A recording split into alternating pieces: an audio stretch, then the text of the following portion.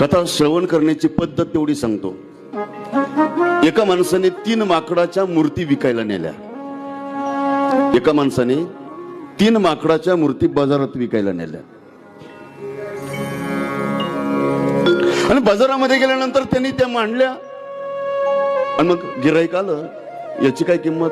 एकाच मातीपासून बनवलेल्या, एकाच उंचीच्या, एकाच जाडीच्या, एकाच रुंदीच्या, एकाच कलरच्या आणि एकाच कारागिराने, एकच त्याचा मालक.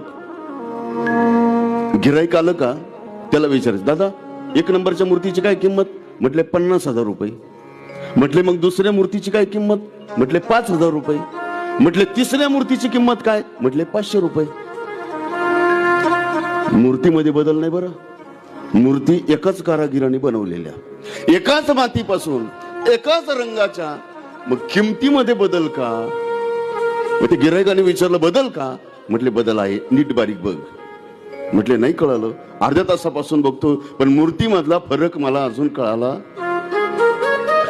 मग त्या मूर्तिकाराने सांगितलं तर नीट लक्ष देऊन पहा काय बदल आहे त्या 3 मूर्त्यांमध्ये. मग त्या कारागिरांनी काय केलं, एक तार घेतली, तार घेतली. 1 नंबर जी 3 नंबरची मूर्ती होती ना, तिच्या कानात घातली,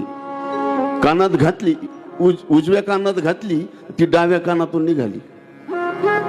म्हटली हिची 500 रुपये किंमत. मग दुसऱ्या मूर्तीची काय किंमत? म्हटले 5,000 रुपये. हिचं काय वैशिष्ट्य? म्हटले हिच्या कानातून तार घातली का तोंडातून निघते. म्हटले आणि जी 50,000ची किंमतीची जी मूर्ती आहे तिची काय किंमत? म्हटले हिच्या कानातून घातली का तिच्या ह्या कानातून निघत नाही आणि तोंडातून निघत नाही, ती आतमध्ये जाते. कुठं जाते? आतमध्ये.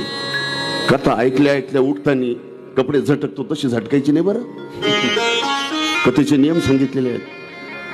कोणाची असू द्या, कोणतीही असू द्या, श्रवण, मनन, निधिध्यासन आणि तत्वम पदार्थ शोधन, शास्त्रामध्येही त्याच्या पायऱ्या टप्पे सांगितलेले आहेत.